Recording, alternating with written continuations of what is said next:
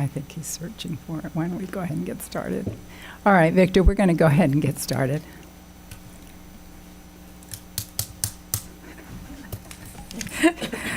All right. This workshop is now called to order by the drop of a pen.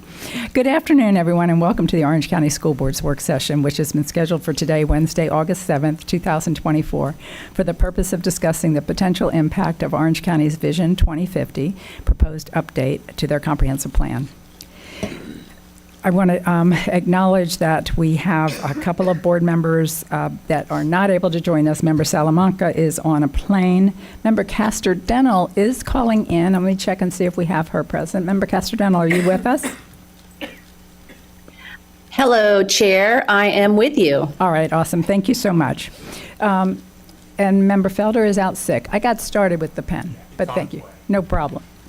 I don't think it's going to be a rough crowd. I hope not. Okay. I want to also remind board members that, or members of our staff, to speak directly into your microphone because they are highly sensitive.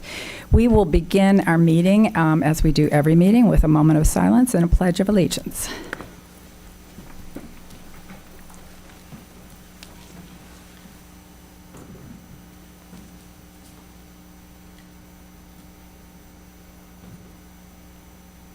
Now for the pledge.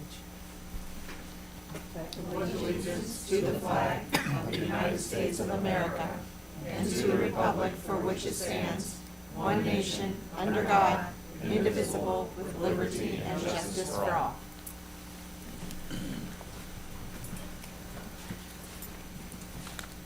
All right, before I turn the meeting over to Dr. Vasquez and her staff, I would like to recognize a couple of people in the audience and provide a little bit of history and context. I first want to acknowledge that Member Gould raised this concern quite a while ago. I thought it was a year ago. And looking back, I would say that Member Gould was like the canary in our gold mine. So I just I want to thank her for being aware of it and bringing it to our attention. I would also like to recognize and acknowledge our Chief Facilities Officer, Rory Salambini. Oh, Salambine? Okay, I was like, I need to check that. He's always just Rory to me. And Jad Brewer, Christopher Mills, as well as our Senior Administrator and Demographer, Tom Moore, and our outside counsel, Chris Wilson, for their hard work and dedication to the success of our future students. They have been vigilant and engaged from the get-go on this, and I really appreciate that. I also want to recognize we have Commissioner Commissioner Uribe. I don't think we have Commissioner Uribe. Commissioner Uribe, if you'd stand up. Thank you so much for being here. And I don't think there's anybody in Orange County that's been more diligent or concerned, and I want to thank you for your concern for not our schools, but our kids. Also, we have representatives from Commissioner Bonilla's office, and we have, and I can just call him Nick Whiteshay. Thank you. And do we have any other representatives from any of the commissioners' offices? Okay, thank you. All right. I also want to recognize John Weiss, County Administrator, Deputy County Administrator. I just tried to promote you, but his involvement in this project and process has been helpful. I'm glad he's here today. We have miles to go before we reach what I think our board will consider to be the finish line, but it's good to have you with us. So to avoid any confusion, I think most people in the room know, but anybody who might join us on our Orange TV, I think it could be a little confusing. When we refer to Orange County, we're going to be referring to Orange County government, not the Orange County public schools. So when you hear Orange County public schools, you know it's us. If you hear the term district, it's us, and obviously OCPS is us. But there could be a lot of confusion. So let me start with what is Orange County's Vision 2050, and why should we care? It is an update to Orange County's comprehensive plan to guide how and where growth will occur in Orange County during the next 3 decades. So for a lot of people at this point, you'd be saying, what is a comprehensive plan? Comprehensive plan is a long-term growth plan required by state statute to ensure stability and sustainability. And Vision 2050 will be implemented through the adoption of a new land development code called the Orange Code. The growth challenges in Orange County. Orange County population is projected to increase by 478,000 by 2050. And the question for Orange County is, where will all the residents live? And Orange County is required to have a plan. They are required to use the data and projections from the state, and they are required to put together a plan that they can demonstrate will accommodate that population. From the county's Vision 2050 website, it says, by directing growth to previously urbanized areas that are located near existing or planned transit corridors, Vision 2050 seeks to promote new and intensified land development through infill and redevelopment with a greater mix of uses and enhanced walkability.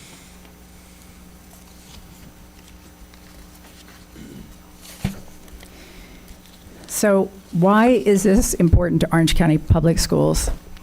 Vision 2050, the current draft, presents 3 main challenges for Orange County Public Schools. And we'll go into great detail with our staff in just a few minutes. But the first is lack of predictability in where residential growth will occur, which impacts our ability to adequately plan for and provide schools. Number 2, it potentially requires more schools in previously developed areas where land is expensive or not readily available. And 3, it impacts our ability to provide our school capacity and overcrowding information to our county commissioners, which is very important in the decisions that they make. The agenda, I'm going to talk briefly about the history of collaboration in Orange County over land use and schools between Orange County Public Schools and Orange County and our municipalities. Then we're going to talk about current land development approval process for those who aren't familiar with the process in the state of Florida. And then we'll move on to Vision 2050 and the Orange Code and try to explain more about that code. And then we will end with the challenges presented by Vision 2050 and Orange Code. Welcome. All right, starting with the history of collaboration in Orange County. Prior to 2000, and I'm old enough to speak to this, prior to 2000, there was almost no meaningful communication between Orange County Public Schools and the county and the municipalities. I believe Orange County was providing information, but I can tell you as a citizen coming to the meetings in Orange County every time they were approving a development that was going to overcrowd my kids' schools, I was getting nowhere. And the answer was always, go talk to Orange County Public Schools. We're not in the business of providing schools. So I would come over here and then I would stand up and complain to Orange County Public Schools. Why are you guys not building enough schools? And the answer to that was, we don't have enough money and we're not approving all the development. Go back and talk to Orange County. So knowing that foundation, that as a citizen, I couldn't figure out which way was up, I got more interested in it. And ultimately, I decided to run for the county commission. And that was reason number 1. Mom of 4 kids, overcrowded schools, lack of cooperation and coordination. It just didn't sit well. The other thing that really drove me to this was, I don't want to spend too much. I got a road through my neighborhood. That's not why I ran, but I asked the engineers, why do you need to widen this road? It's not that congested. And the answer was, the developer down the street wants to build a shopping center. By the way, everybody in the community was against the shopping center. And we can't let them go forward because there's not enough capacity on the road. So I just found that a little hard to swallow. Then they explained that's because the state required transportation concurrency, and that was really hard to swallow, that it was more important to the state of Florida that our drivers feel comfortable than it was that our kids have schools. So I ran for the county commission, and while I was in the race, Mel Martinez took office. You might have heard of the Martinez Doctrine. He took office in 2018, and same thing. People were coming to the meetings complaining about the overcrowded schools. But unlike anybody before him, Mayor Martinez took really bold action. And he sent a memo to his staff. It's been known as the Martinez Doctrine hence, and he requested that they always get he ordered that they always get a determination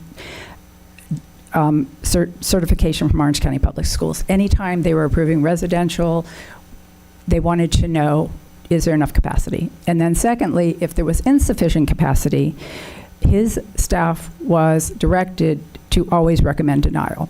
And it didn't prohibit the Board of County Commission from approving it, but from that point forward, not another residential development got approved that would overcrowd schools. One problem with it, it didn't apply to cities and towns, or I'm going to refer to them moving forward as municipalities. So we immediately had some unintended consequences. Properties that were adjacent to city limits, any of our 13 cities that wanted residential development where the schools were overcrowded, annexed. Easy way to just circumvent the whole Martinez Doctrine. And then in 2004, the county wasn't particularly happy. As a board member, I wasn't particularly happy, but I don't think at that time we really felt like we had choices. Then something amazingly offensive happened, and the city of Orlando had some property within their jurisdiction. Property owner wanted to change the designation, I think it was professional office, and they wanted to change it to multifamily. And I want to clarify, by the way, the city council today, none of the members who voted for this are on the council today, so it's not a reflection on them. So it happened to be that the impacted school was Dr. Phillips Elementary School. But none of the children in Dr. Phillips Elementary School lived in the city. They all lived in unincorporated Orange County. Parents, not all of them recognizing that they didn't live in the city either, we all have Orlando mailing addresses. They showed up at the council meeting in droves trying to prevent this. It passed overwhelmingly, and those parents were really, really disappointed.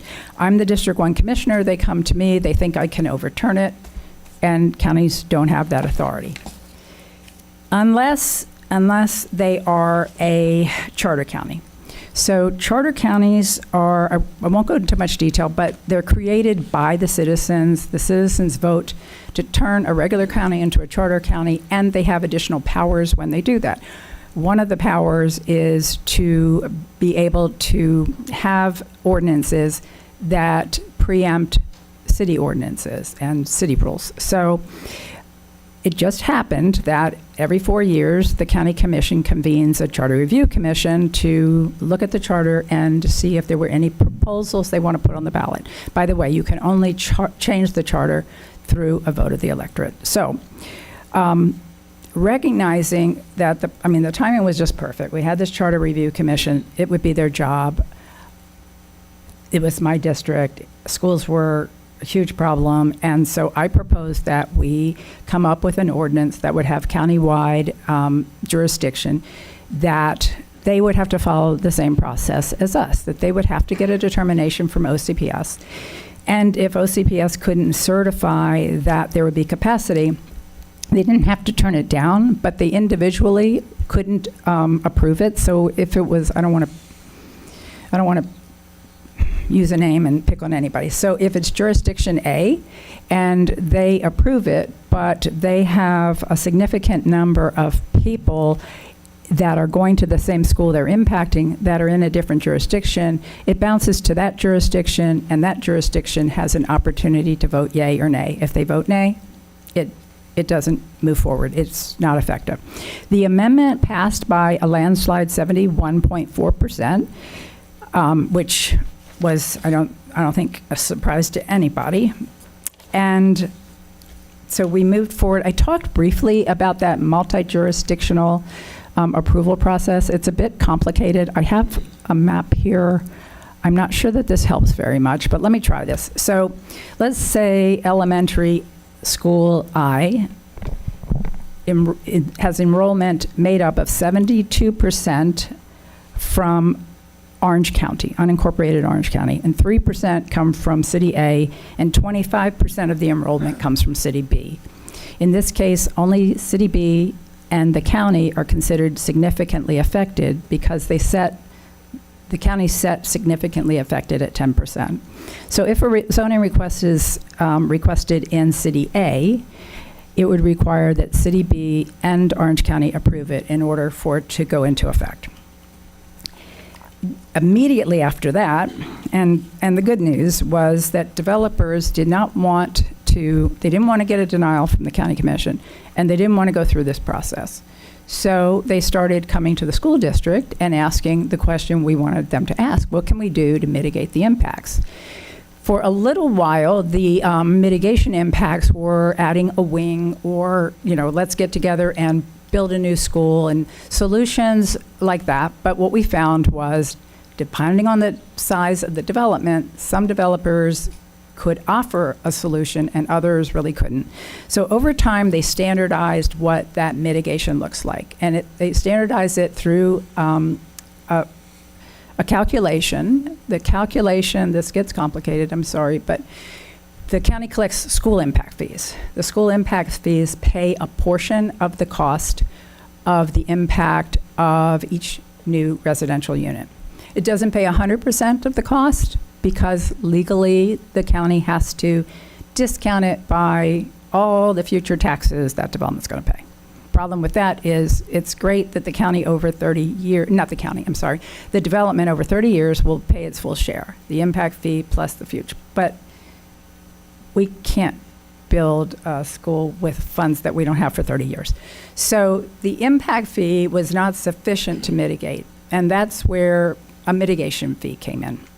After a mitigation fee was established and interlocal agreements were entered between the county, the school district, other cities as to how this works, everything started moving forward. Development could proceed forward if they could enter into an agreement, and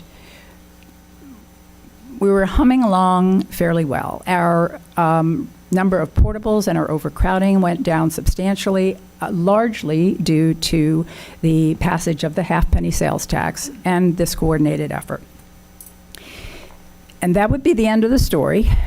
But in 2019, the legislature passed a bill, 7103, and 7103 said that any contribution, any fee must be applied to reduce impact fees on a dollar-to-dollar basis. So it effectively, you're paying this much in impact fees, you're adding this much for mitigation, it equals the whole cost of providing that school capacity, but now we have to reduce the impact fee by the amount of money that we receive in the capacity enhancement agreement. Same thing happens to Orange County when it comes to transportation. Net effect is there's no additional money. And so there's really no mitigation. So in response to that, our board was in a position where we couldn't certify capacity because we didn't have the extra revenue that we needed to try to build the schools when we needed. So we issued a declaration that we couldn't move forward with the capacity enhancement agreements, and shortly thereafter, Orange County, in response to not having a process in place, abated or temporarily suspended their ordinance for 6 months. And they wanted to have time because there was no process in place for this multi-jurisdictional approval. They wanted to have time to develop that and to work with Orange County Public Schools and to work with our cities to create that process. About 2 years later, December 2022, the interlocal agreement was pretty close to done. It hasn't been implemented yet. So where we are today is the ordinance is still abated, so the charter amendment's not in place. CEAs still don't work because 7103 is in place. And comprehensive plan amendments and rezonings are not required to go through the multi-jurisdictional process. And we still provide capacity review information for all residential developments, but at this point right now, it's not particularly meaningful. So I wanted to give a little bit of background before we go into what our real concern is today, so that we have that foundation. I also do want to mention one thing that I've heard, and then I'm going to turn the floor over to the superintendent and her team. I've heard several times that that Vision 2050 was my initiative and started while I was on the county commission. And that's simply not true. Vision I Drive did, absolutely. And when I look back on Vision I Drive through the lens of Orange County Public Schools, if I looked through it with that lens then, if I could do this over again, I tell you, I made the wrong decision. There's no question about that. And I think the only thing worse than making the wrong decision is not being able to acknowledge it and making sure you don't make the wrong decision again. So I do want to clear the air, because I've just heard that so many times. I made the wrong decision. I won't make the wrong decision again. And I hope that when we're through with this process, I hope that Orange County also looks back with through the lens that we're going to try to share, to make sure that they don't make the wrong decision either. And this is, by the way, I want to say Commissioner Uribe has been such a staunch supporter for us. And again, thanks for being in the arena and looking out for our kids. All right, with that, Dr. Vasquez, you're recognized. Thank you, Madam Chair. At this point in our work session, I'm going to turn it over to our Chief Facilities Officer, Mr. Rory Salambini. He will introduce our team, and they will proceed with the presentation. Yes, good afternoon. So I have with us today Chris Wilson, who is a land use attorney that helps us with all these sorts of issues. He's over here to my left. Jab Brewer is an attorney in the facilities department, and Tommy Moore is the demographer for the district. And each one of them will have a role in this, starting with Chris, who's going to cover the current land development process. Okay. So you do have to get that close, don't you? All right. Good afternoon, Chair and school board members. Good. Good afternoon. So I'm going to go backwards to the beginning to help you understand. We're going to start with the current land use process. And Chris? Yes. Mics are so sensitive. Oh, Pull man. it really, really close. Is it on? Yes, it's definitely on. It's just super sensitive. Okay. I will lean over to make sure. Yeah, please, if I can interrupt you for just a minute. Yeah. I understand that we have 3 members of Commissioner Bonilla's team. No. Wilson, I'm sorry. I thought I just, 2 members of Commissioner Wilson's team. Thank you all for being here. And we also have a representative from Congressman Frost's office. Thank you so much for being here. And and Commissioner Cordero's office is also. Thank you all so much for taking the time to join us for this discussion. Who did I? No, I already got Nick. Thank you. And there are a number of other people in the audience that I know well, and I really appreciate them being here today. They've been really loyal supporters of Orange County Public Schools and our students. Chris, I apologize. Go ahead. Not at all. So we're going to go back to the beginning to talk about the current zoning process and land use development process. So there are three main categories: future land use, zoning, and then permitting. You have to have the correct future land use in order to get to your zoning, in order to get to permitting. And so can move on to the comp plan. And so the comprehensive plan, all cities and counties are required to adopt a comprehensive plan per state statute. The comp plan, it's a broad brush growth plan. It has goals, objectives, and policies for growth in the county. And it includes the future land use map, which establishes the long-term intended use and density in the county. You're just going to have to talk louder. I'm sorry. You can probably move, if you, There. the stand is adjustable, so if you Ah. adjust the stand up, then it'll be closer to your mouth and you don't And have to. I'll just hold it. How's that? Okay. There we go. Okay.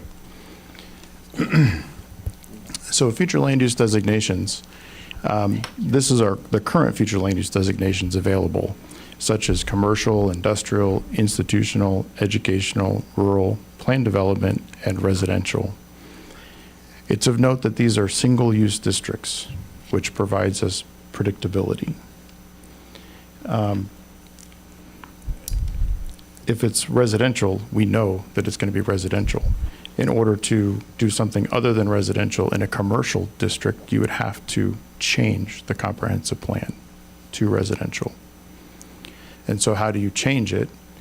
That's the property owner can come in and seek a future land use designation change. And at that point, the local government, which is Orange County, they would ensure that the change complies with the comprehensive plan, the long-term broad brush plan, and they would have to hold public hearings before they approve or deny the requests. And that's important because that's our first opportunity for OCPS to provide input as to school capacity implications of that proposed development. So the next step is zoning. And in zoning, we can move forward. They've already moved forward. The zoning districts, these are the current zoning districts: commercial, professional office, agricultural, industrial, planned development, and residential. And of note again, these zoning districts are single-use districts. And so for OCPS, we know that if it's currently zoned commercial, we do not have to worry that there's going to be any residential or any children that are coming out of that district. And so zoning changes, how does that occur? It can be changed. Before you approve any change, you have to comply with the comprehensive plan, that long-term broad brush plan. That's a change to the future land use map, perhaps if it's not consistent. And you have to hold a public hearing. And that is important again, because that is the second opportunity where OCPS can provide information as to school capacity from that proposed development.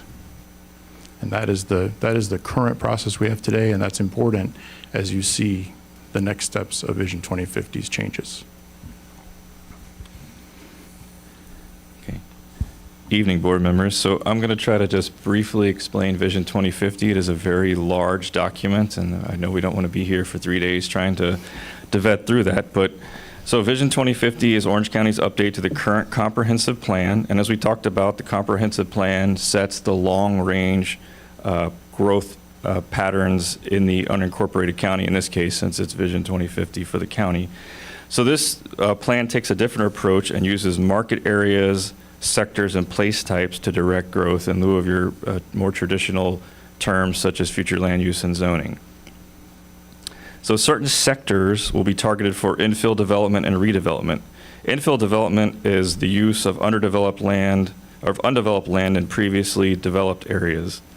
So you might have a vacant tract somewhere that you would promote growth in that area between two lots. Let's say it's two single family, you promote it by allowing a quadplex or something to go in that space between the two single family lots. So redevelopment typically refers to construction of new development after demolition of the prior use. So tear down a shopping center, put up an apartment complex is your general redevelopment. So in order to implement Vision 2050, as was discussed earlier, a new land development code known as Orange Code will also be implemented. One of the key factors in Vision 2050 that will be talked about a lot for the rest of the presentation is that certain areas of the county will be granted future land use and zoning that allows more intense residential development instantaneously if it's approved by the Board of County Commissioners. So these are the planning sectors in the Vision 2050 plan. Most of the school board's new and future schools in the current capital improvement plan are located in the intended sector. This is where residential development is currently directed in the county. So intended sectors are existing PDs such as Horizon West on the west side of town and Avalon Park on the east side of town. And intended sectors generally remain the same in Vision 2050. The established sector is the older residential areas of the unincorporated county. The established sector will see density increases, but this is not really the focus of the presentation. Although the density increases in the established sector may or may not be good for existing neighborhoods in terms of Orange County Public Schools, we're going to focus on the targeted sector. So there's other sectors as well. The preserved sector is just that, it's preserved from growth. The rural sector will be limited, we'll see very limited development, and special sector was applied to things like power plants, landfills, etc. So the targeted sector, the first one in orange there, is the sector where Vision 2050 intends to direct future growth. So what is the targeted sector? So the targeted sector will see new and intense development or redevelopment as the vision plan seeks to redirect new growth to these sectors. To be clear, Vision 2050 is not intended to increase or promote more residents to move to the area, but to direct the anticipated growth away from urban sprawl into these targeted sectors. The new development will be dense and more urban in character. Many of the targeted sectors were previously commercial or tourism areas. The biggest example of this is the South International Drive corridor, which was mentioned previously. So all place types in the targeted sector allow for residential development along with commercial and mixed-use development. Let's see. So as you can see on the slide, the I-Drive District Regional Center place type allows up to 150 dwelling units per acre as a bonus density for developments that meet affordable or attainable requirements. The standard density without the affordable housing bonus is in the 35 to 70 units per acre range. The Urban Core and UCF Regional Center place types allow 120 and 100 dwelling units per acre respectively with affordable housing bonus density. More importantly, intense residential growth in targeted sectors is not accounted for in the current school capital improvement plan. Tom Moore, our demographer, will next provide you with some maps showing examples of residential growth in targeted sectors. Hello. All right. The purpose of the next two slides is to provide a small snapshot illustrating the impact of this plan. This map is of specific land use designations and is based on the current comp plan. The light blue colors are the developable residential areas that are remaining, and the red and the maroon areas are commercial and industrial land use designations. Now, the maximum number of residential units that are developable in this map, just in this little area, is 2,200 right now. As you can see, there's very few residential areas that you can develop. However, if a developer wants to construct residential and commercial areas, the process they would go through is they would apply for a comprehensive plan amendment with the county, and at that time they would be required to submit an application at our facilities planning office. That project then goes into our database, in which we use to plan for future facilities. Now, if the project's very large, at that time we would be working to try to negotiate a possible new school site at that point. Now, the next slide is the results of the Vision 2050. This shows the new allowable residential densities after this change. You can see there's a lot of 40 units per acre or more parcels, which are now or in the single use designation of commercial. Now, these properties will be vested for this residential once adopted. They will not be required to come through our office if they want to build residential on these parcels. Now, if you add up the maximum allowable units on this map, it equals 18,700. Now, that sounds really, really, really huge. This doesn't mean all that's going to be developed. Property owners might opt to keep their parcels as commercial. My point in showing this slide is there's uncertainty. We don't know if they're going to opt to keep it as commercial, but if they were, the maximum is pretty large. Now, if you can see, I overlaid the elementary school zones. We're a school district, and we look at school sites and how this is going to impact our schools. Now, you can see Baldwin Park zone is kind of front and center on this. We don't have space at Baldwin Park, but if you look at Cheney, Forsyth Woods, Azalea Park, and Little River, we do have space at those schools. And this, in fact, some of this might be absorbed by those schools where enrollments have aged out and they can now accommodate some of those students. However, when you add up these maximum sums, they exceed the capacity of those schools and they would overcrowd those schools. Now, we don't know if that's going to happen. There is that uncertainty. Okay. Now, I'm going to take a look at the county-wide in the next map. Okay. This is a map that has development that's familiar to us. You've seen our development layer, and when I've brought that in the past. This is countywide growth. The blue areas represent the projected student density based on what our development layer shows on the committed development that we get and that we've had in our database for some time.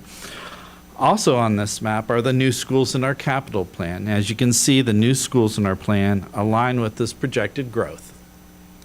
Okay, the next slide. Now, the red areas on this map show the potential growth from what is allowable from Vision 2050. We have 3 schools total that kind of align with that red area, but the rest, we really don't own any schools that do align with that area. So let me talk about the projection numbers a little bit. The county estimates that 41% of the total growth. Now, we mentioned the total growth of 480,000 in population is going to occur by 2050.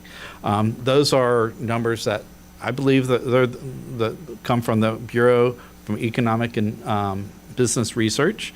This is the ones that are required to be used. The county and the plan estimates that 41% of that total growth is going to be going into the targeted sectors, okay? And that will be occurring by 2050. So if you take 13% of that percentage, that 41%, which would be OCPS students, that is 25,000 new OCPS students in the targeted areas. 25,000 students is a fair amount of students. Just to give you a perspective, Horizon West in the last decade only has grown about 17,000 students. And we built something like 13 schools in that area. So this is 25,000 schools, 25,000 students, which is equivalent of about 21 schools. Now, of course, this area is what's allowable is much greater than 25,000. What's allowable could be as much as 3 times that. And that difference between what's allowable and what that projected number that we know is supposed to happen before 2050 creates a lot of uncertainty as to where are we going to need those school sites. And we realize that a lot of where this growth goes is going to be driven by the market and that market could put the new development in areas where that have stabilized. It could put that development in areas that are where we currently still have overcrowding. And one of the problems is, when we go and look and say let's just acquire school sites, we can align with what is totally allowable, but we would have acquired way too many school sites. So that uncertainty, we kind of need a process by which we'll have that opportunity to participate and get school sites as these projects come in. Okay, so I have 3 more slides to kind of wrap up this evening before getting into discussion. This is the first of 2 slides that summarize the potential adverse impacts to the district from implementation of Vision 2050 as we currently understand it. Our immediate concerns stem from the instant change of future land use designations for much of the county by a single vote. This process, which will impact planning for as many as 25 schools based on population projections, would bypass the OCPS capacity review for changes in future land use that we currently have. It would bypass the multi-jurisdictional approach that Chair Jacobs mentioned earlier. It would eliminate an opportunity that we have, as Tommy described, where we can identify school sites as part of future land use changes. It immediately confers the option for higher density development, increasing property values and bypassing potential contract purchase at pre-Vision 2050 values by the district. And it makes long-range planning needed to ensure schools support development virtually impossible. Ongoing impacts in the adoption of new land use categories, allowing for multiple uses with higher density. We're no longer able to predict how many, what types, and where residential units will be built in the high-density sector. It will depend, as Tommy indicated, on where and how developers proceed with new development. We can't acquire land for all of the possibilities for development afforded by the plan. You saw the map that Tommy showed, the last map that he showed. There's many, many different areas that development could occur, and we can't acquire land for the possible development in all those areas. So it's very difficult to plan. Because the plan encouraged more and denser development in previously developed areas, land will be difficult or impossible to acquire, and where available will be very expensive. And also based on our understanding of the plan, more intense development on parcels less than 40 acres that don't require a zoning change can proceed without a capacity determination at any time in the future. This feature of the plan also prevents implementation of the charter amendment ordinance providing for multi-jurisdictional approval. And finally, we anticipate that the location and nature of development will demand that schools be located on smaller sites, resulting in more vertical schools at a higher cost. This summarizes, it's a final slide, and summarizes broadly what we believe is needed for support of a plan by OCPS. We need a plan that allows the multi-jurisdictional review and approval by significantly impacted cities as envisioned in the charter amendment to occur, which is bypassed by the current anticipated plan adoption process.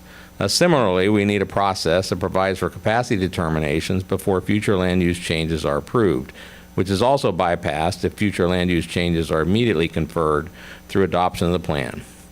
We need to be able to forecast the timing and extent of future residential development to allow us to acquire needed land and provide schools when needed.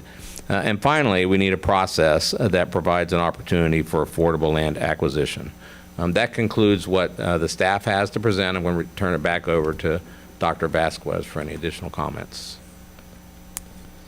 I do want to, again, thank the team for an incredible job in conveying the information to our board. We are now ready to have discussion, hear the board's thoughts on the recommendations by staff, as well as answer any questions that you might have. All right, thank you. We have Member Gould and Member Byrd and myself teed up. I know we had a request from Mr. Weiss, the Deputy County Administrator. No? Oh, you just wanted to be here if there were questions. Okay, I'm sorry. Yeah, so he's here if you have questions. Member Uribe, would you like to speak, please? Yeah, please.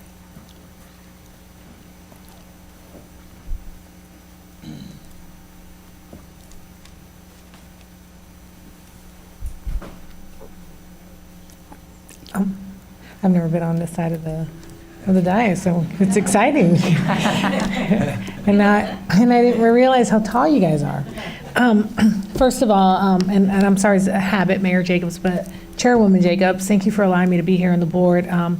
And School Member Gold, thank you for also seeing this. I think we had a discussion quite a while ago about this because first and foremost, I think that our schools are immensely important in how we process I'm so sorry, School Member Front. We share our district, so does Representative Salamanca. And one thing very beautiful about District 3, and that's the only one I'm going to talk about, it's very dense, very old, already established district, and I always call it the heart of Orange County, because we really, if you look at historically, we were there before Orlando was there, which is Pine Castle.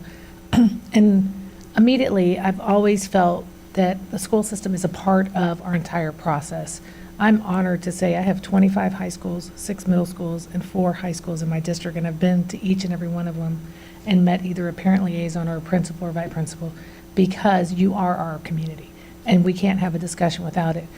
This was very important to me very early on, because as your staff eloquently did, and by the way, phenomenal, I've taken a lot of notes and hope we can have that, is that there's a lot of unanswered questions. It seems very broad, and while the intent is good of a vision, it's the devil's in the details. And for us, I figured we have a lot of small pockets of land that would require that infill, where we already have very old schools. I myself went to Lancaster Elementary, so that just tells you, and I'm old. So between Lancaster and Walker Junior High and Oak Ridge High School, we were already in portables when I was there 30 years ago. So, but one thing that's not being discussed, and that's on our part, which we're advocating for, is transportation's not discussed, and you guys have to transport your children to and from these schools, and infrastructure, because we don't have a solid infrastructure plan in any of this, and this has been my discussion from day one, is how do we put this plan, but we don't have any of the details to support this vision going forward. And I am so thankful, because I feel like hopefully, and I know a lot of my colleagues couldn't be here, but their staff and their very well-equipped staff and knowledgeable staff are here to take back these notes and share that with their elected official, because this is very, very important. We have to maintain every component of this. One, I mean, we just sacrificed even looking at transportation to ensure that the half-penny tax gets reaffirmed, and that was one of my big advocacies, to not make transportation compete with education.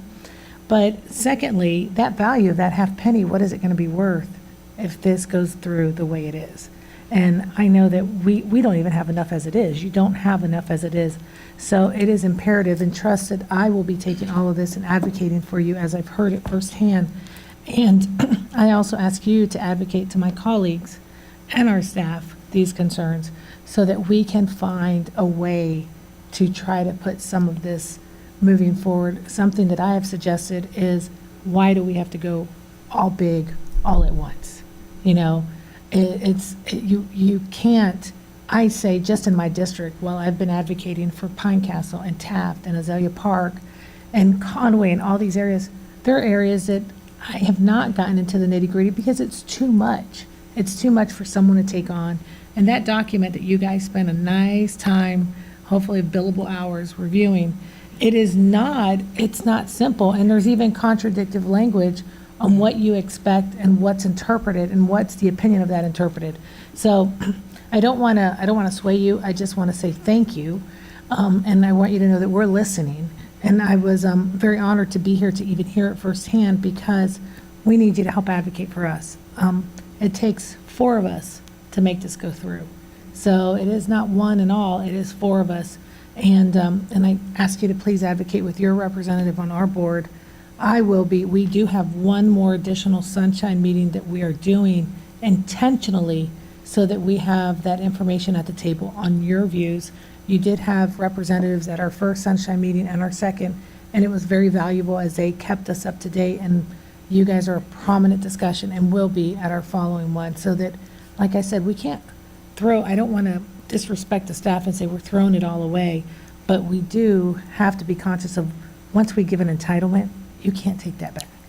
Once we allow that densification to happen, we can't say, never mind. We've already had, sadly, things in the rural boundary areas that we've had to develop because those entitlements were given 50 years ago before we even knew what that meant. But people say a lot, well, just pass it through and we'll fix it later. You can't do that. And so it is imperative that we look at this now. And thank you also, Chairman Jacobs, for giving that clarity, because last night it was told to us that the board previous to us had said, we want to see this. I did not know it was the iDrive specific. It was told that we were basically picking up what had been left from the previous commission, and it's good to know that clarity on that. So thank you all so much. Thank you for allowing me the excessive time to talk. Thank Thank you, and thank you for your support. So what I hear is you need our help to help you help us. Got it. Okay, we also have Mr. White.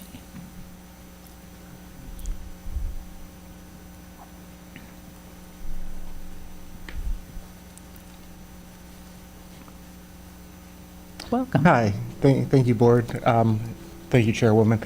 My name is Nick Whiteja. I'm here as a aide to Commissioner Emily Bonilla, and she gave me some notes to pass along kind of the big concerns that we have out of District 5. She apologizes she couldn't be here today. She had started to feel ill this afternoon, and so she threw me to you all. So I'll just go through kind of this list and talk a little bit. I'll keep it short.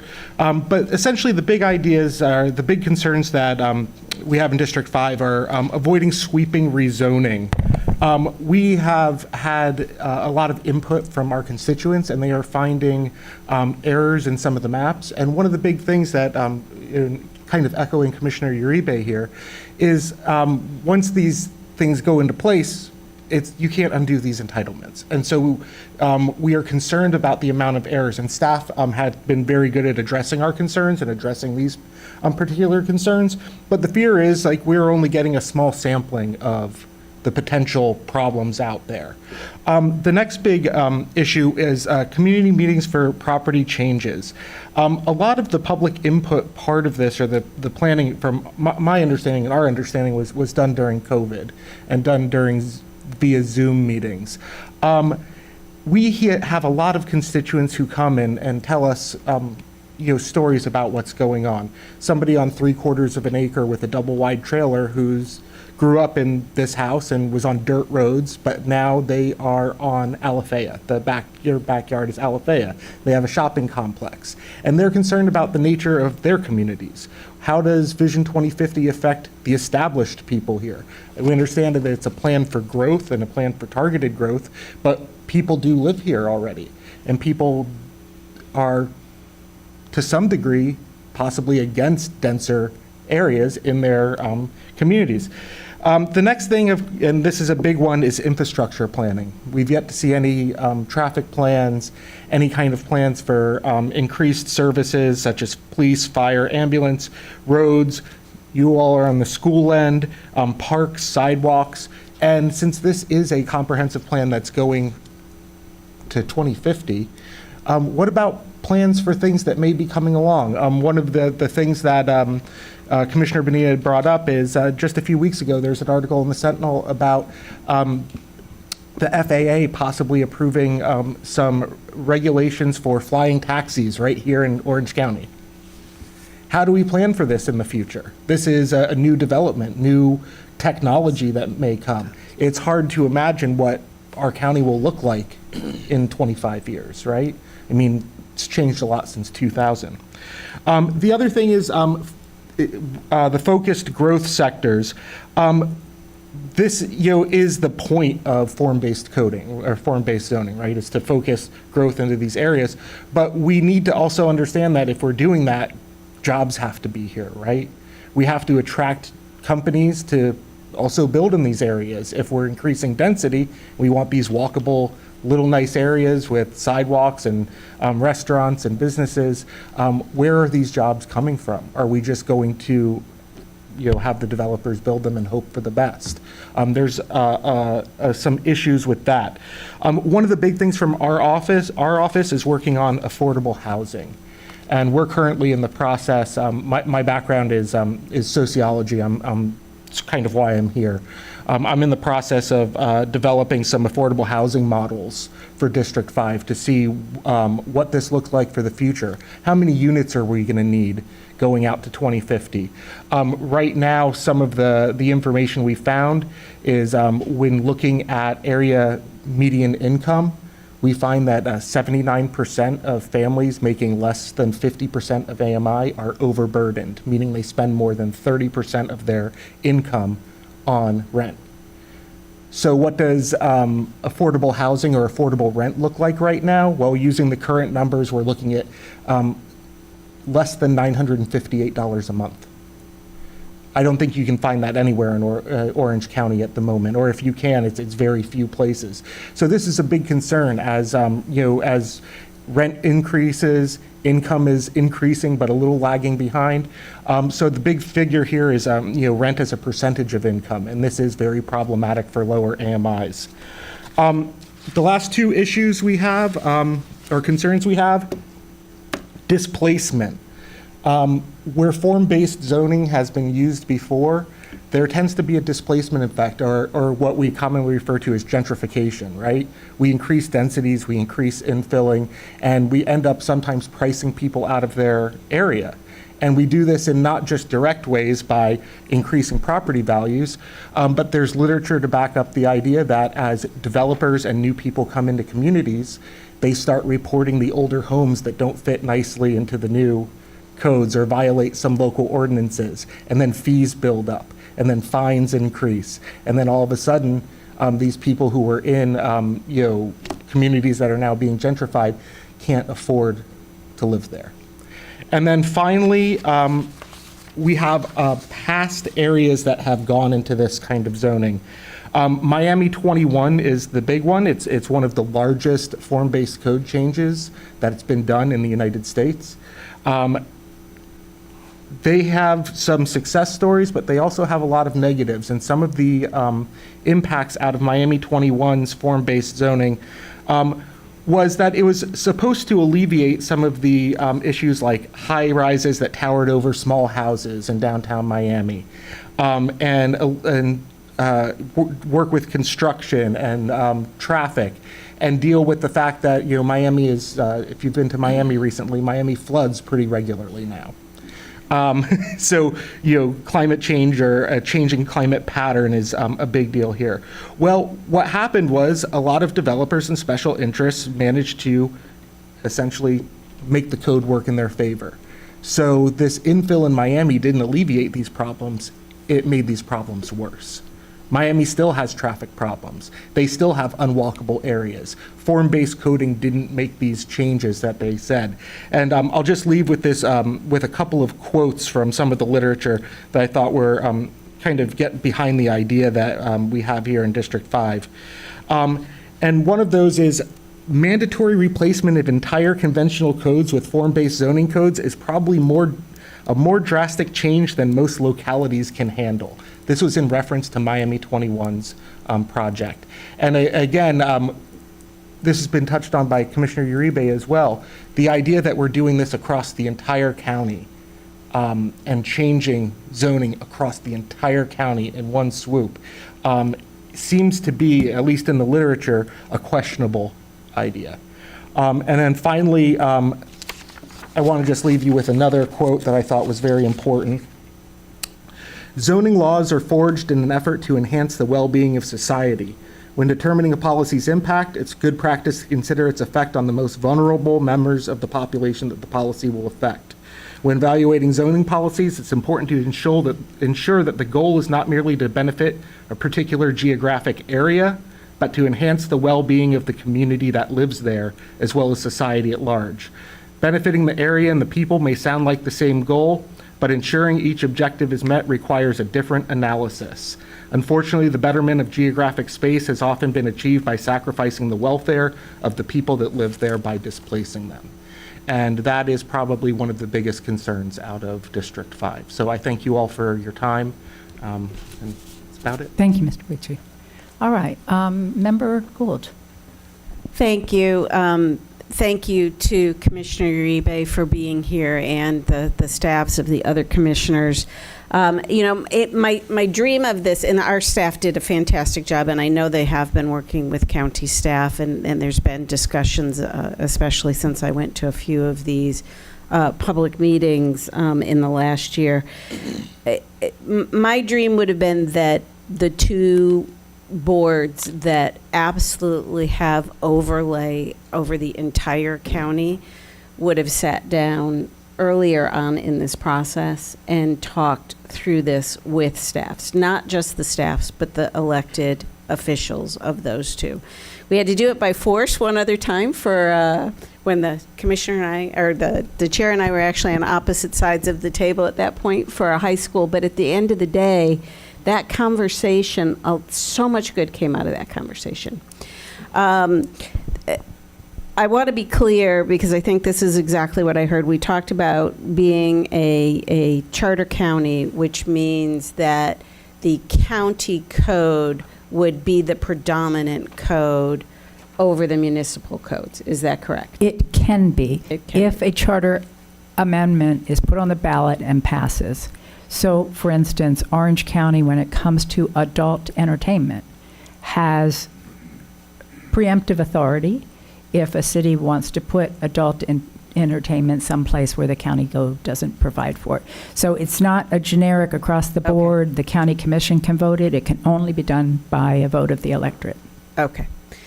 Thank you for clarifying that. Because I wanted to make sure there wasn't something that had already been set with the Martinez Doctrine that would roll forward into this 2050 plan. Well, let me clarify.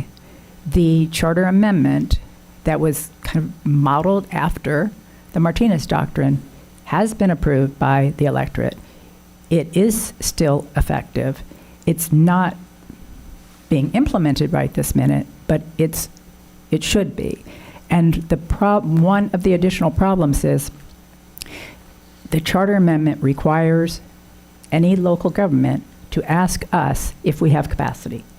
The problem for us is if the land use has mixed uses and they present an application to Mr. Moore, and he has to determine how many students going to generate. He doesn't know if it's going to be 100% commercial, 100% residential, 50-50, 25. So the charter amendment is still there, but it ceases to function without meaningful information. That's a huge problem. And collaboration. And that's a problem that can be solved. The other problem is that Martinez Doctrine, that charter amendment, is supposed to work for every single future land use and every single zoning. If this vote is approved, all the land use is changed in a single vote. All the zoning is changed in a single vote. It leapfrog over any assessment by this board, even if they could tell us exactly how much each property could generate. We still we're not in the process. Schools are not being considered at that stage because of a single decision. That's a harder issue to overcome. I think it's overcomable if we all sit down at the table determined to solve that problem. And I agree. So I want to kind of set the table of where I am. I completely understand that we are the urban county. Completely understand that. We have the largest university. We have one of the largest airports. We have lots of sports teams. We have a growing density in the downtown area. But we also have a county that has an opportunity to not only grow but preserve and balance, right? We have the best of all worlds. I, myself, live in a little higher dense, but it's a rural settlement, the Windermere Rural Settlement. I would not want, Windermere to redevelop downtown, not that anybody could get there and out, but and get through there, but to redevelop and put, 17-story buildings there, or even 8-story buildings, because that would affect property values of that hamlet in a negative way. And so we have to have balance. Attainable housing is absolutely necessary in this community. We want to have attainable housing for our own staff members and look at mixed income, mixed socioeconomic possibilities of that. We have to be looking in all of these progressive ways. I think there's some things that need to be cleared up in addition to the list that our staff has put together moving forward to have a comfort with this. One is right now, the way that traffic rules work, I can tell you that almost every single school that we have built, I have had to have a commissioner come out, watch traffic, and make road improvements. Or we have to get the state there. Every single time. Every single time. I can't think of one right now that I haven't done that with. The second thing is, when we built Windermere High School, which was the most expensive high school at that time, it was $111 million. How much is the latest high school that we just built? Oh, God. 240 million. That's in a 7-year period. Let that sink in. $100 million more. So, and for us to go back and retrofit schools is extremely expensive because we can't always go up on an existing school, which means we either have to raise it or build a weird structure on that campus next to it. So I think these are the things that we need to kind of get a little think tank together about and really have the elected officials working with the staff, because there's no way any of our staffs can know every single area in their community, right? That's what we're for. We're for that liaison back to the communities to be able to identify those nuances in each community and what fits. You were talking about I think it's the targeted areas. Well, we have some established areas too that I'm very worried about. Sand Lake Road is one of them, and some of that commercial development that is quite old, that is looking at building multifamily houses on it. And we've already backfilled almost every corner of West Orange County we can. If it isn't backfilled yet, I know what's coming there. There's not even a postage stamp size lot, I don't think, anymore to build on, or hasn't been spoken for. So, when I look at the schools in that area, we've just expanded Dr. Phillips Elementary because we've seen the generational growth. We had the backfill going in the area, and we'd have to tear down a brand new school probably to put up something to figure that out. And again, transportation. Those roads can't handle too much coming in. And we don't want schools to be too big, especially elementary schools. There is a sweet spot for education, and we have to make sure that we work within that sweet spot. Again, all this is solvable. There's a lot of communities around the country that are preserving some of their characteristics of their communities while managing growth. And overall, I will say, especially in West Orange County, our municipalities have worked well with both the school board, with our county commissioners. We've met over the years on our own as elected officials just so that we keep that dialogue open and we kind of know what's going on where, so that we can help each other or comment or get feedback and know what's coming. We've got to do a lot more of that going forward, but transportation is definitely something that we need to do. But I'm not even talking about broad brush, how we get kids to and from school. I'm talking about crosswalks. I'm talking about lighted areas. I'm talking about bike paths so that they're not running down somebody who's walking a dog because there's no room on the road for them to ride, nor would I want them to ride on some of the artery roads. That is one miss in Horizon West, as well as that was planned out, for around our schools, because we want kids to ride to school. And they can take the trail, but you got to get off the trail at some point and get onto either a sidewalk or a roadway. And so I think those are some of the points that we really need to enhance. And I think there needs to be a criterion. I haven't seen it in the plan or heard it, and I haven't read every one of the pages. I'll admit that. When I dropped out of the county race, I stopped reading. But there's a point where you enhance property values for people, and there's a point where you detract property values for people. right? And density can go both ways. We can redevelop areas and really make it better, and I think East Winter Garden overall has done a tremendous job in the Winter Garden City Council. It's the plan I'm the most familiar with, that's why I bring it up, in making sure that we don't push out the community members that have been multi-generational in that community, while allowing some new services and amenities to come in at the same time. Each community needs to be looked at like that. And the two largest entities have got to be totally intertwined and married in this. And that would be the message that I would like to take back to the county commission, is there has to be a place in this. There has to be a place where buying school sites, when that is pre-negotiated with developers and they understand it can't be $1 million an acre for a school site. You know, that was one of the beautiful things about Horizon West and many of these other planned communities, is we had at least locked in some pricing structure around that land bank. And we have to make sure it's honored, because otherwise we wouldn't be able to afford it.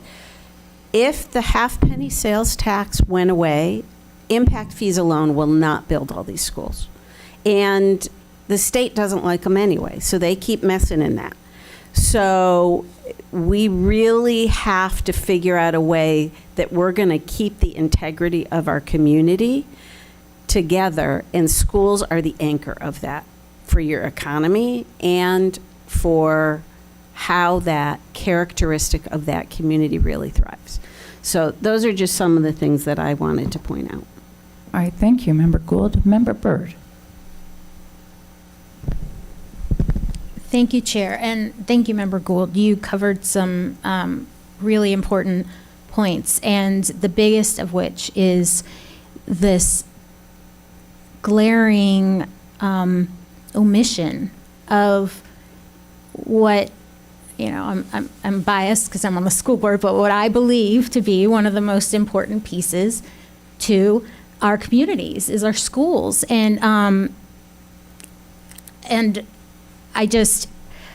trying to even wrap my brain around, because this is the first that I've heard of some of the things that were mentioned in the presentation. So I'm trying to wrap my head around the instant approval piece. That's what's so just glaringly shocking to me, that we would bypass not only the opportunity for, you know, citizen input, but also we would bypass that partnership that the county worked so hard to develop with the school district to make sure that we had capacity at these schools when we had developments coming in.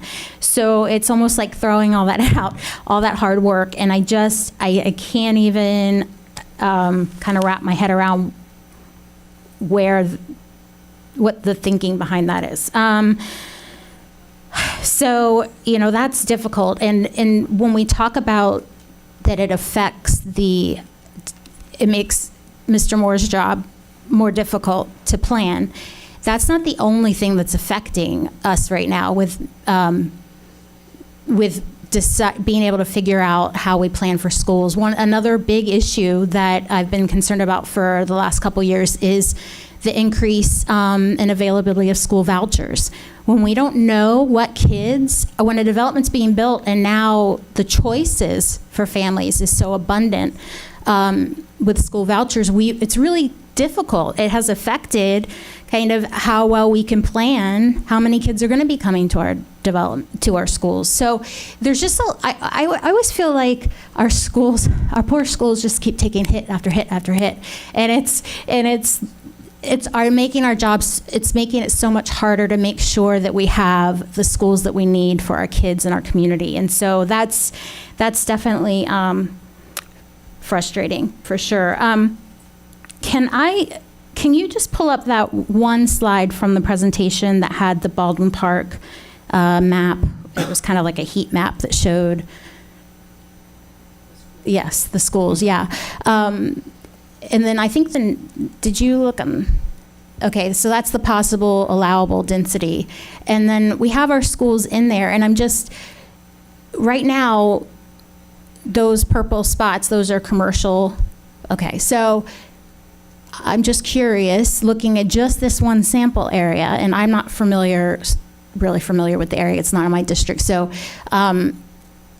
is there a lot of spots for schools? I mean, when you look at that, those of you that are familiar with this area, do you instantly think, are there sites for school? What are we thinking? If this was to happen, where would these schools go? Is this on? Okay. Can you hear me? Yeah. Okay. All right. This is kind of how, now 18,700 is a lot of units, but I think realistically, based on what we've seen in the past, what happens is a developer might come and assemble a bunch of parcels and build maybe a potential mixed use with an affordable housing component with as much as 10,000 or 7,000 units that come in and assemble this. And what would happen? We would have to negotiate a school site. Now, some of these areas, I mean, Baldwin Park, obviously, we would need a school site, but some of these areas will have ability to absorb it. But it's something that's going to take analysis and happen. Right, and if they come to the Board of County Commissioners and they get that instant approval without having to come to us at all to negotiate these school sites, that's where Correct. we're going to be stuck, and we're going to be searching for land that's not there. Right. Okay. Exactly. Yeah, and it's going to cost a lot of money. Okay, and then, let me see, what were some other questions that I had? Is there any reference in the document at all to schools and capacity in the plan? I haven't read the plan, so I don't know. Either way. There is, absolutely. there are places Yeah, there- where we are in the review process. Chris, I'll let you talk to it. Yeah. It's a 600-page document. I haven't read every page, but I've tried. It is a very long document, and there is a flow chart that talks about, Yeah. I have it here somewhere, yep, that talks about small area rezonings, large area rezonings, master plans, and then there's the development process, which can push you back into a master plan. And the county has put us into that process for OCPS capacity determination, where it's a master plan, that's anything over 40 acres. And they've also put us in the spots where there's small area and large area. But that comes after, if they approve everything and these folks get this approval and they're in the small area rezoning or large area rezoning, they will not have to come back, and we will not have had that opportunity to provide our information. So that's part one, and Chris is referring to if they've got this and they want to change this, which frankly, if they've already got it, they've got a diversity of uses to begin with. So there's probably not going to be a lot of changing.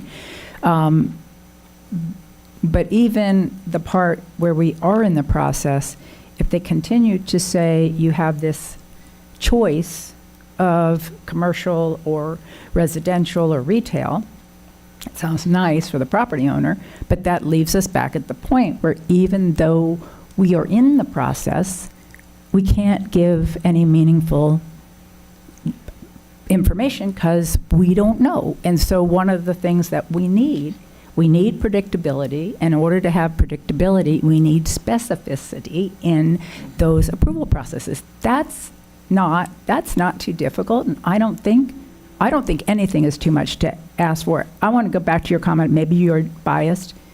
Before I ever ran for office, I drove the county planning staff nuts over their school siting facility element because I was absolutely convinced that you can't, well, I know it, you can't have a community without a school because you can't have a future without education. So you're absolutely right and you're not biased. Or if you are, I am too. But we're still right.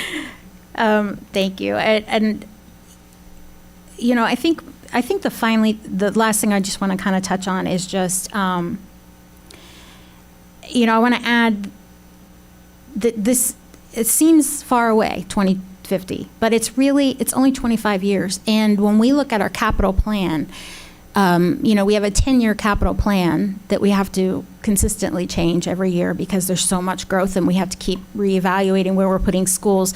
And it takes a long time for us to get ready for these schools. Like, for instance, the high school property that I have in Apopka that we've had for a long time. How long have we had that property in our? 1682. A decade. Probably a decade. Probably a decade. Yeah, at least a decade. And it's on there. And the high school, I think, was just this year put on the 10-year plan for way out in the 10-year plan. So, you're looking at a 20-year span there as it is with a high school. So I just don't, this is 25 years, this is not that far away. And if changes, we have to be part of the conversation when it comes to planning schools, just because it's not something that can be done easily and quickly. And especially with our financial constraints and I think it needs to be said again that we don't get money from the state to build our schools or to maintain our buildings at our schools. So there's a lot of need there, and thank goodness we have tremendous community that has approved and done our half-cent sales tax for a long time that has allowed us to have these beautiful schools that we have. But it certainly is something that we have to continue to work together on if we're going to continue to have the schools that we have. Thank you. Thank you, Member Byrd. Member Ferrand. Thank you, Madam Chair. I think everybody's kind of stated everything, but I too agree that we definitely need to be a part of the conversation. We've already seen issues just in Member Salamanca's district too. We were having difficulty just acquiring one of the properties because the property owner was going back and forth. The price was getting changed.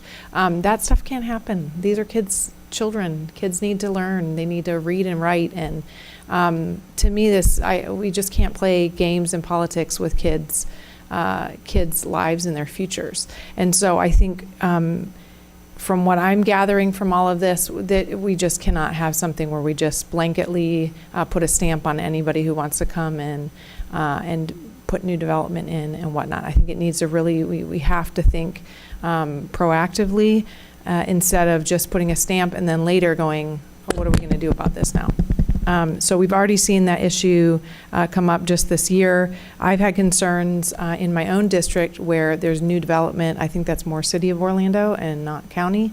But those parents are writing and saying, is my kid's school going to be over capacity now? How is this working? I already feel like there's too many kids at the school.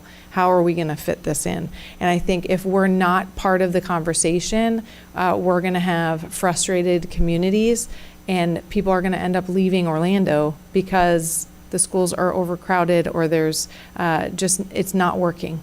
And I think there's so many points that have been touched on already. We already have infrastructure issues at many of our schools where we're having communities are frustrated with just the driving in and out and being able to drop off. And so I think planning, we have to just be a part of the conversation and making sure that we have kind of all our ducks in a row, and then we give the go-ahead. But we definitely need, like I said, to be a part of that planning process. And I, just looking up the Martinez Doctrine and what that is, I think I hope we can continue. That is currently. No, it's not. It No. was. So I was going to end with where we were, where we went, and where we are. We are not even where we were before the Martinez Doctrine, if this passes. Because before the Martinez Doctrine, you had a specific land use that said residential. We could know that's going to be residential, unless the property owner comes in and changes it. But if they come in and change it, we know what it's going to be. And we know within a range what type of development residential, because different residential types generate different students. We have had that information. We have it right now. We won't have it under this current plan, the way it's currently designed. So we're not just going back to pre-Martinez. We're going back to a level of uncertainty and unpredictability that we never had. And if I am wrong about any of this, I hope that Mr. Weiss will stand up and correct the record. Yes. So, and for anybody who's watching, I just wrote down real quick, but the Martinez Doctrine just requires that the local developers address their school capacity before breaking ground. And I think for me, this is absolutely, we have to maintain this. We just have to maintain the order, and I think that's the only way to move forward if we want to have a successful Orange County. And so, thank you so much for all of your input and thoughts on this. I appreciate it.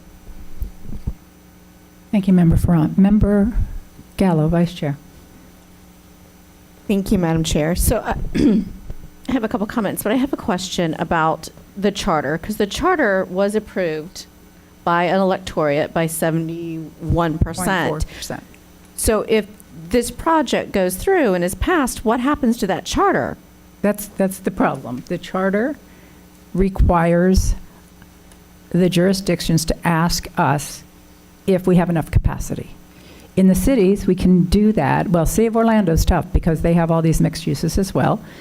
But one of the major concerns is, can we answer that question? And if we can't answer that question, then you can't effectuate the This meeting is being transcribed and summarized. I guess my question is since we have a charter that was approved by 71% of our electorate, how is the county commission able to put this in effect when it goes against a charter that is in place and voted for by the electorate? How is this legal? That's a good question. Mr. Wilson? Madam Chair, well, right now, it is abated, as we discussed. The charter has been abated, and it needs to be put back into place. So one of the things that we haven't done. What's that? Abated Can you explain means, that? Yeah, explain abated. Please explain abated and how. Sure.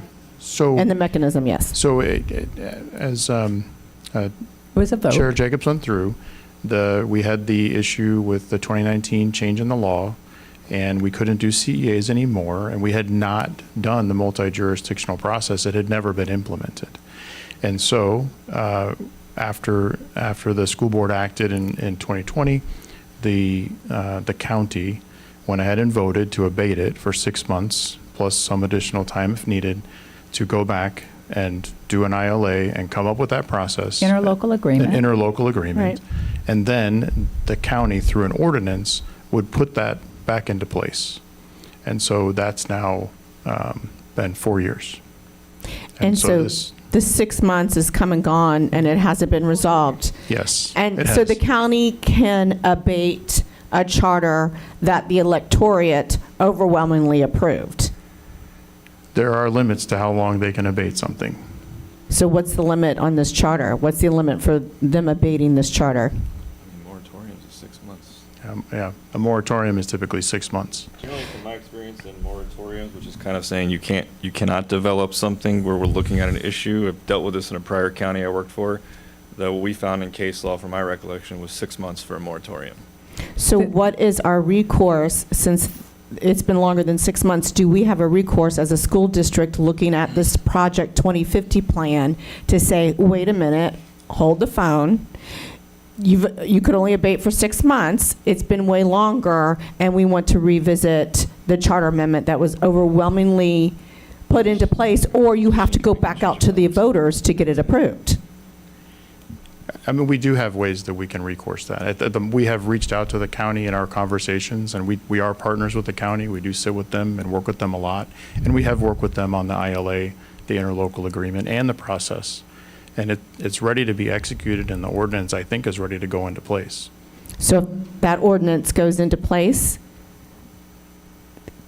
will it address the issues that we're seeing with the project, with the comprehensive 2020 land reuse? In our view, it should be in place before the county proceeds, so that they can put it through the charter process as intended. So, but let me come back to, again, as I understand it,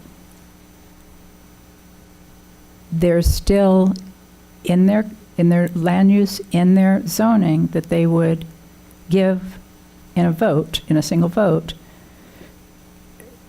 We didn't have the charter amendment. Theoretically, we would have had an opportunity to give input on every single one of those individuals. That's thousands of properties or more that are entitled, and there was no process by which we could assess the impact or have this multi-jurisdictional approval. And a lot of the entitlements that they're giving are going to impact schools that have citizens that that live in other municipalities. So that circumvents the charter amendment.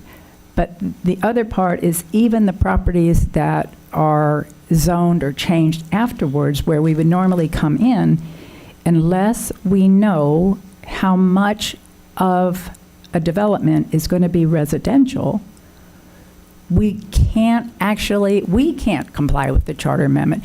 The way I would describe it is there's an irreconcilable conflict between the way the county wants to award land use and zoning and the way the charter works, and you can't do them both. Again, I come back to that is a solvable problem. How do we solve it? I think the solution is the county, sure, they can say you can do all these things, but if one of them is residential, you need to nail down how much is that residential, and you need to nail it down at each step. And at that point, we can give you a definitive answer. If it stays residential and it's whatever, 4 units per acre, then Mr. Moore can look at the generation rates and he can come back and say, this is the estimated number of students, this is the school zone that they're in, this is the impact. We have capacity, we don't have capacity. That goes to the county commission. The county commission now has the opportunity to act on that information and to follow the charter, and if they want to approve it, even when our schools are overcrowded, any other jurisdiction that's significantly affected also gets to vote on it. So it's fixable. This way that it works right now. Differently than it's currently written. Yeah, I think, the big goal is to have lots of freedom and flexibility, but there's pros and cons. There's just a balancing act, and you have to figure out that balance. And I have always believed it's not because I'm sitting here. My entire record in Orange County Public Schools, with the exception of one vote that I regret terribly, my record has been on believing that schools are so critical. It's not the building, but the building's important too. But it's not just the building, it's what happens in the building. Absolutely. And we don't want our kids getting in a bus and driving 40 minutes to find the nearest school, because that's where we could find the land. We need the land. And if I can you mentioned Horizon West. Before Horizon, it was burnt out orange groves. I mean, it wasn't working. And the county said, okay, we're going to give you this whole ability to build basically a city out here. But first, we are not going to change your land use designation. It's agricultural. We're not going to give you commercial or residential, because the moment we do, your properties go up probably 5-6 times the value. So why would I, as a commissioner, vote to give you more value in your land when I know I'm going to have to come back and pay for the schools that your community can't live without, pay for the roads that you have to get to why would I do that? Why would I do that to the taxpayers of Orange County? Say, I'm going to give away all this value, and then I'm coming back and paying for it. So the county didn't do that. They said, no, hang on, nothing's getting improved until we lock down how many school sites do we need, what's going to be the price of that, how much. That all got locked down. That was a fiscally responsible way. And the county has done that with roads all over the county, where if a developer wants to build a shopping center and there's not enough capacity on the road, and they know they're going to have to widen the road before they increase their entitlements to allow them to move forward, first they do the same thing. Stop, hang on. We're going to need extra right-of-way on your property so that you can build your development and people can get in and out. This is for you, okay? Right. But we're not going to pay you a higher price because we're going to vote for you. We're going to get the price locked in. We're going to have the land we need. Then we'll increase it, and we both win. Otherwise, it's the taxpayers who lose. And we've seen that. Like, Yeah. you can't we even can- drive in Lake Nona and on my side of town, on the east side. Oh my God, you can't even 50 drive in my is side of town. failing. It's awful. So I have another question, then I have some comments. So we know that we're going to see the rural boundary on the ballot in November. There's a good chance that we're going to see the annexation language on the ballot in November.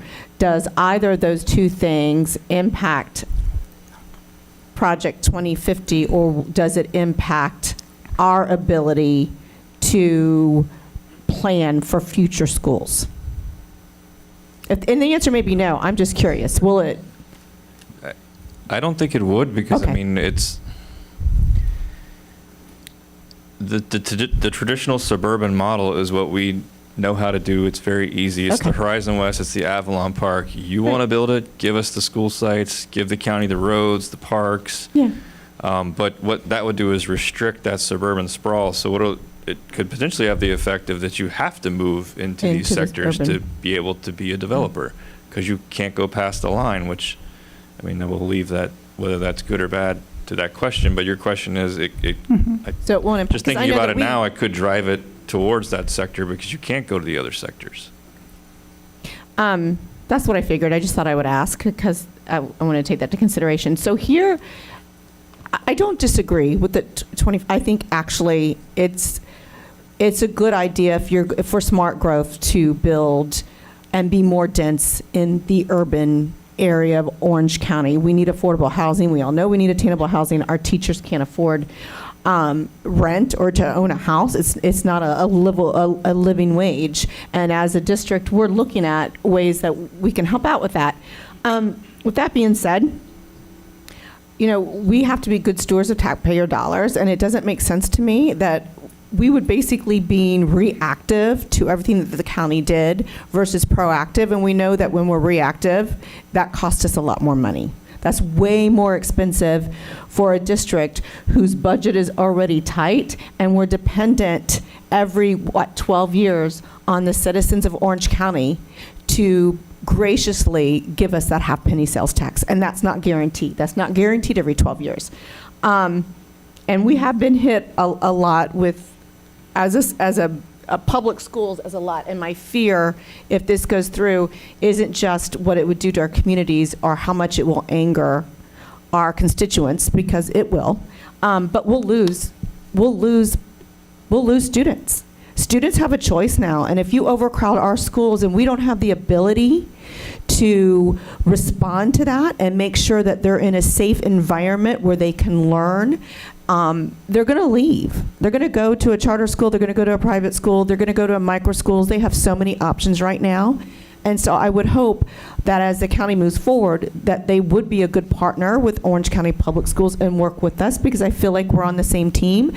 And I don't think you want us to lose students. I don't think that works well within our community. I think overwhelmingly parents want to send their kids to a public school, but they do need it to be accessible. They need it to be safe. They need it not to be overcrowded. Nobody wants their kid eating lunch at 9 a.m. Mine did. Yeah. And this is why she ran. This is why we have her as chair, because you made her child eat lunch at 9 a.m.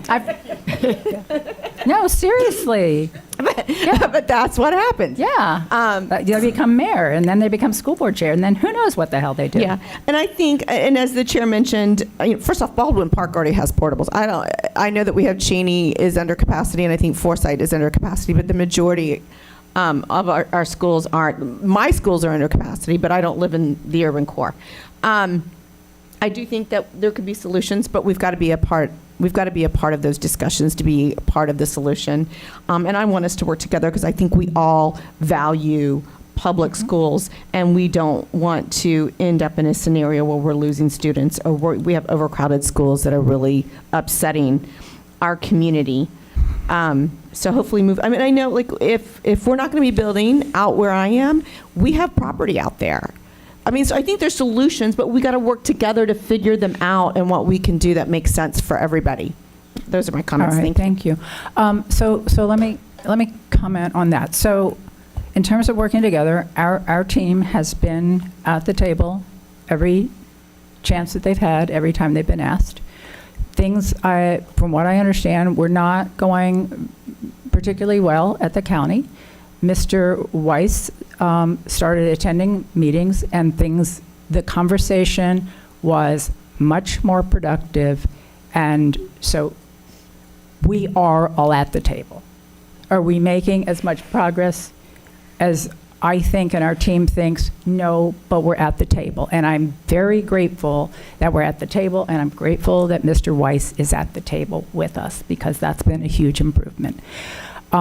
Yes, my kids, and I'd take a minute here because people wonder what's the big deal about overcrowded schools. So my son in middle school ate lunch after first period. So what? He ate lunch early. So as a mom, John's heard this story before. Sorry. Has your kid hit middle school yet?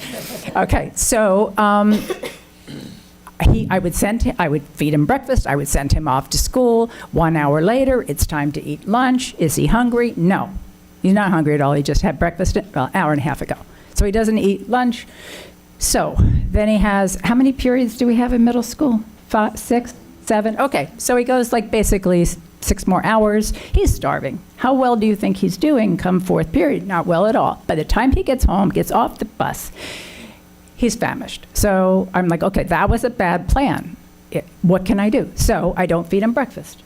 So I send him to school hungry, because I know if he's hungry after first period, at least he'll eat, and then he won't be hungrier, famished by the time he gets home. So as a mom, my solution was to send my child to school with no breakfast. And what do we know? We know that we feed kids breakfast when they get to school, because we know how important that is to learning. Okay, that's 1. 2, if you're in a portable, and Gotha was a great example, if you're in a portable, well, we happen to be the lightning capital of the country. So you're in a portable, there's a lightning storm, happens pretty regularly. I had 4 kids that went through Gotha, huge portable complex.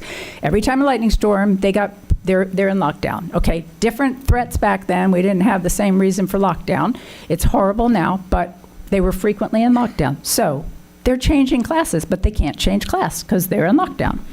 So how much time are they losing because they're not in their next class? What's that doing to their academic achievement? And it's not just the kids in the portables, because the kids that are in the portables that need to be in the next class, the teacher in 2nd period who doesn't have her 1st period kids coming in, if she stops everything when the kids arrive, then it stops everything. It's like our bus problem right now. So the ripple effect for all the kids, it seems like a small thing because now we have portables, so there's a place to house the kids. But it's not a small thing. It's a huge thing. And again, it's a cumulative impact. And education's getting more competitive, not less competitive, and we cannot afford that. That pales in comparison, honestly, to what we're potentially looking at. I don't think we're going to get there, because I really am an optimist. I worry myself sick over what could happen, but I believe in the good of what can happen. I'm still holding on to hope that when we all come together and we all see the same problem, and we will know that we have to do something different. I'm really hoping that's the case. So let me go to Member Gould. So I just wanted to reiterate some of what the chair already said about that domino effect. It's not that we don't have solutions to manage the school population. We want the ideal school day for every child, right? And temporarily we can Band-Aid things. We've done that a lot in the west side of town with our portable situation and getting into the new school. But when those schools right size, it's like rainbows and sunshine and unicorns come out. It's amazing. But I also want to, and I believe Mr. Weiss was there when we did not have enough sites for a high school with Windermere High.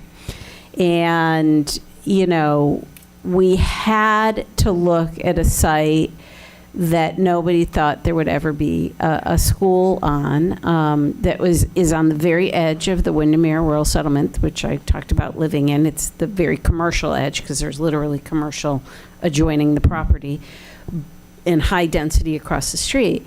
But it made that community really distrustful and really upset with both entities, because it made it look like we didn't plan, but thanks to Chair Jacobs, we had another site, but it wasn't quite ready. We didn't have infrastructure to it yet. We needed to. And we needed to.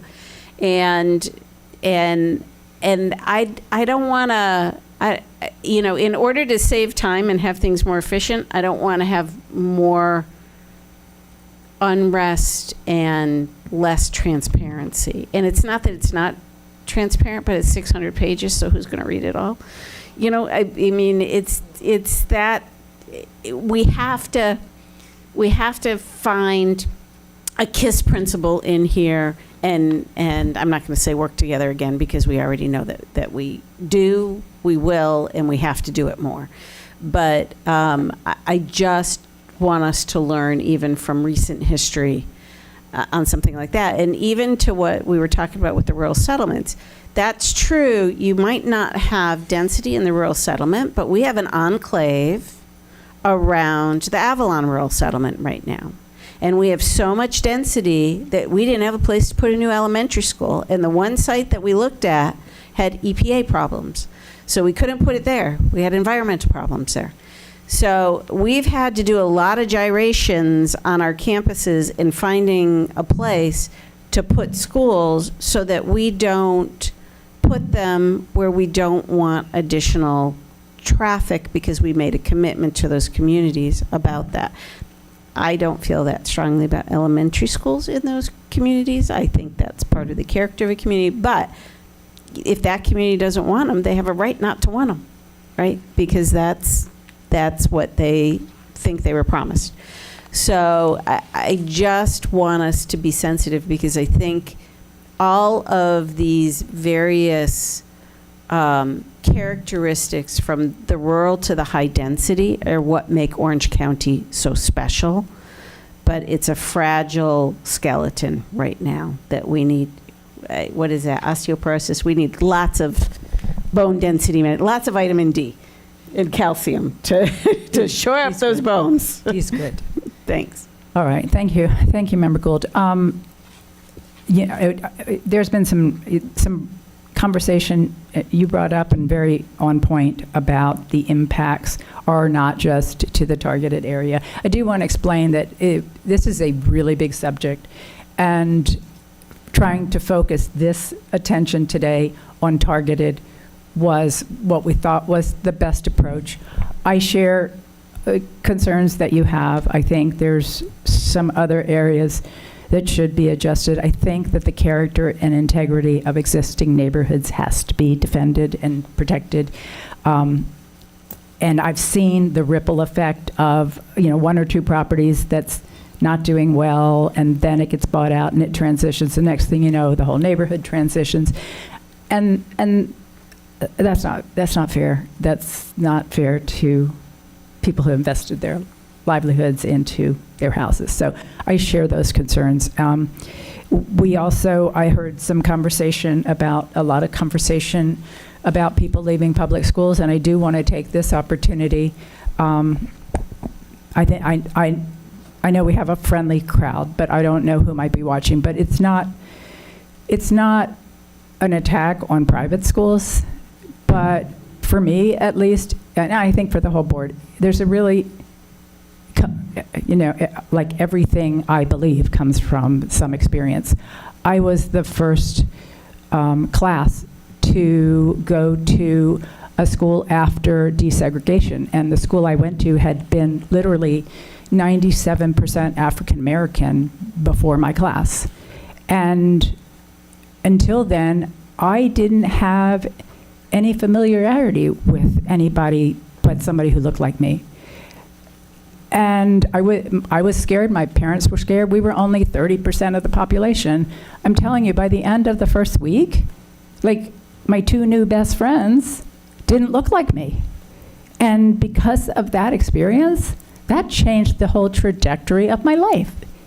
And I don't want to see us go back to a time where we make it so easy for people to go to a school where they can pick people that think like them, that look like them, because there's so much value in understanding other perspectives, other religions, other races, other ethnicities. It's honestly, I think it's foundational to a peaceful society.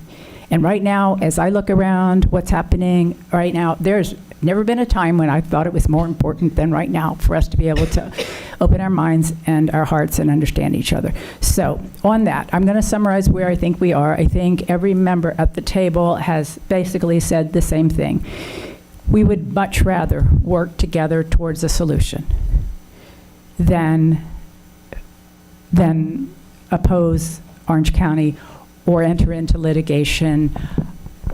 And so I think our request is, I know our team will stay at the table. Our request of the county is try to understand our concerns, understand where we're coming from, and let's work together for creative solutions, because we believe that what you're trying to do is good. I think most of us believe the goal is good. The plan needs some work, in our opinions, and if you guys will come back to the table again and let us just keep brainstorming, I think that's where our board is. We just don't want to brainstorm for 4 years, okay? Okay, all right. Anything else? All right. Mr. Weiss, okay, I'm sorry. I just wanted to, before we adjourn, I just want to thank our team. Oh, God, yeah. This team here is just phenomenal. And I want to say one of the hardest working teams, but to be honest, every team that we have in this district works so hard. But, you know, I work very close with Mr. Moore. Yes. Mm-hmm. I'm trying to, It's hard. professional. But we work a lot because, you know, it's no secret how concerned I have been about the growth in the Apopka area since I got on this board in 2018. So him and we work very closely together, and he is just an amazing puzzle wizard. I mean, everybody who sits down with him and watches him with his maps and the way he figures out our future of growth and where kids are coming and where we can expect them. It's really amazing, hard work, all of you. And I know that you guys put a lot of thought and effort into this presentation, but also everything you do every day to make sure that we are prepared for the growth that no other county in the state has to deal with. So thank you for that hard work. We really do appreciate it. Thank you. Thank you, Member Byrd. And let me say thank you also. For the last month, these 4 individuals have had to work with me a lot. That's not always easy. Look at that laugh. And I know that, but I appreciate each one of you for your patience and your diligence. I also want to recognize, I really appreciate the elected representatives' assistance for being here. I really do. Thank you so much. If you have questions for us or any way that we can help you, let us know. And the other people that are in the room, most of the people that are in this room, I've sent out a handful of invitations, not very many. I thought about a list of 300, and I thought about another list that was like 15,000, but I thought that was a little much for just a work session. But there were a handful of people who have just been so passionate about us that I wanted to invite them, and they all showed up, and I thank each and every one of you. Again, for your support of Orange County Public Schools. Mr. Weiss, last chance. Going once? Going twice? All right. All right, meeting adjourned. No, I'm sorry, Member Gould. Oh, I'm sorry, Member Gould. I thought that was from before. Okay, please, Member Gould, bring us home. Okay, so change of subject. Okay. Change of subject. We yes. did not have time. Oh. Yes, you guys, sorry. Can we take a 5-minute break? Because, yes, we do have to come back to the proclamations. Proclamations. Yeah. We have to just talk about proclamations Okay, quickly. just 5 minutes? September Just 1. 5 minutes? Can we wait 5 minutes? That's right. Sure. Can we take? Yeah. Have a question about a property?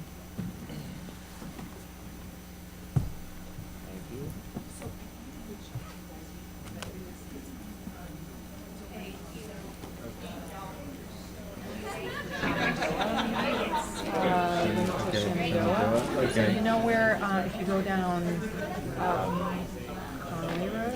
Is it Conway? Conway Windermere or Conway. oh, yes, Conway. Yes. Okay. Conway, you know what I'm talking about, by Conway. Is it and, big? Do you remember what they were talking about? Just past Holden. Okay, maybe. What school was it? Got through it. Line of the current.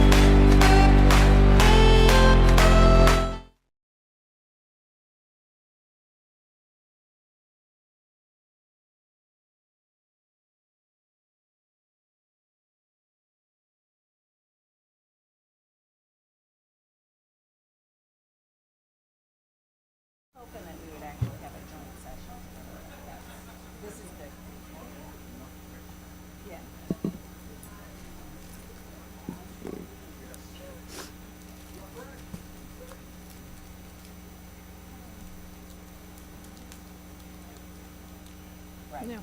Right, it's true. It's true. Thank you. Thank you, Tom. This will be really quick. Oh, you think? Really? No, it will. It's going to be because Nobody's talking. we do have. Yeah, you're right. We want to go with, we got to do something about September. So. What do you need to do?